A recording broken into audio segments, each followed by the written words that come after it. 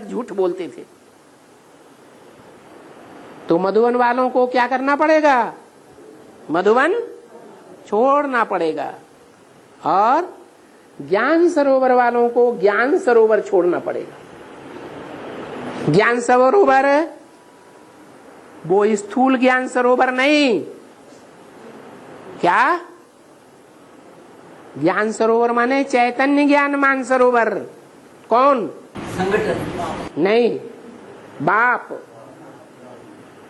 बाप और बाप का संगठन। कौन सा संगठन? ज्ञानमान सरोवर। जिस संगठन में बाप स्पष्ट दिखाई देता है, लेकिन अज्ञान अंधकार के कारण सब अंधे हो जाते हैं, दिखाई नहीं पड़ता। तो वो भी छोड़ना पड़ेगा। और गीता पाठशाला वालों को क्यों छोड़नी पड़ेगी? क्योंकि गीता पाठशाला वाले, गीता पाठशाला में आने वाले स्टूडेंट्स को ताकतवर समझते हैं, या मिनी मधुबन में जाने वाले स्टूडेंट्स को ताकतवर समझते हैं। गीता पाठशाला वाली जो टीचर्स हैं वो अपने को बहुत पवित्र समझती हैं, या मधुबन में रहने वाली टीचर्स को ज्यादा पवित्र समझती हैं? मधुबन में रहने वाली टीचर्स को ज्यादा पवित्र समझती हैं। तो वो वाइब्रेशन ही गीता पाठशालाओं का ऐसा इंफीरियरिटी कम्प्लेक्स वाला बन जाता है कि मधुबन वाले जब मधुबन छोड़ के भागेंगे तो गीता पाठशाला वाले तो स्वतः ही कमजोर हो जाते हैं। वो भी छोड़ छोड़ करके, जिनको पता चलता जाएगा कि बाप इस समय कहाँ पहुंच गया है, वहां पहुंच गया है जहां इस सृष्टि में परमधाम साबित हो जाता है, जहां और आत्माएं इकट्ठी होने लग पड़ती हैं। कब से इकट्ठी होने लग पड़ती हैं? तब से ही इकट्ठी होने लग पड़ती हैं जिसके लिए बोला है। क्या बोला है? एक ही ट्रेन चलेगी। क्या? चारों तरफ से एक ही ट्रेन चलेगी बाप के ठिकाने पर। उस पहली ट्रेन में जो बैठ गए सो बैठ गए, और रह गए सो नंबरवार फिर रह जाएंगे। तो जो पहली ट्रेन में बैठ गए वो असल सूर्यवंशी, रूहानी मिलिट्री। मिलिट्री को ऑर्डर मिले, तैयार चलो, तो देर लगाएगी? हैं? अगर देरी लगाती है तो गोली से ठां कर देते हैं। तो ये है रूहानी मिलिट्री सूर्यवंशियों की। पहली ट्रेन में सवार हो जाएंगे, बैग एंड बैगेज इकट्ठा कर लेंगे, भले मधुबन छोड़ना पड़े, भले गीता पाठशाला छोड़नी पड़े।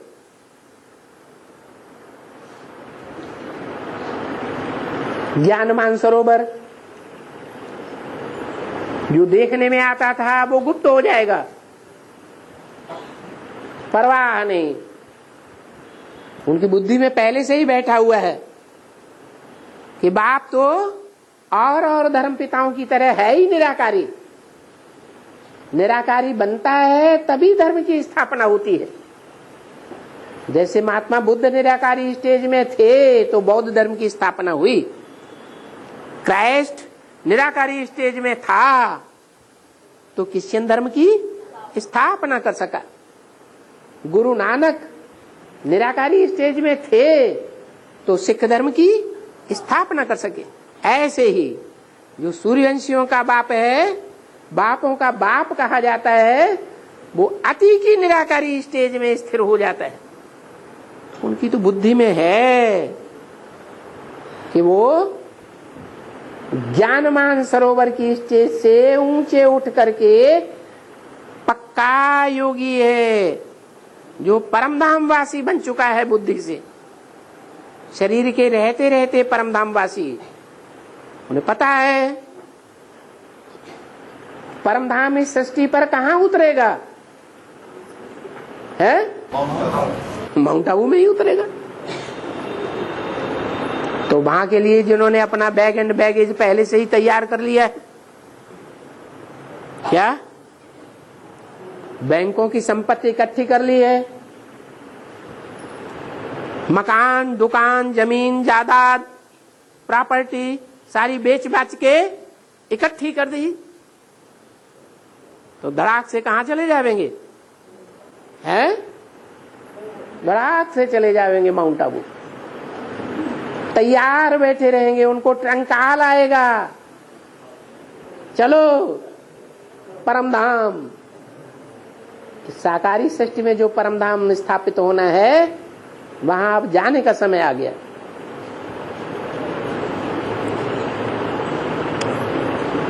समझ में आया कि मधुबन वालों को मधुबन कैसे छोड़ना पड़ेगा?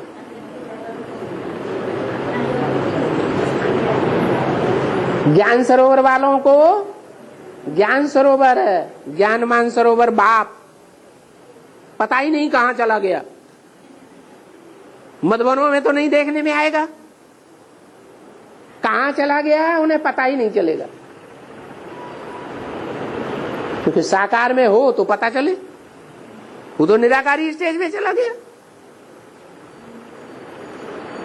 ऐसे ही गीता पाठशाला वालों को गीता पाठशाला छोड़नी पड़ेगी। समाज में इतना ज्यादा विरोधाभास बढ़ जाएगा कि गीता पाठशाला वालों के संगठन, छोटे छोटे संगठन को समाज वाले लोग ऐसे ही उड़ा देंगे, ठहरने नहीं देंगे।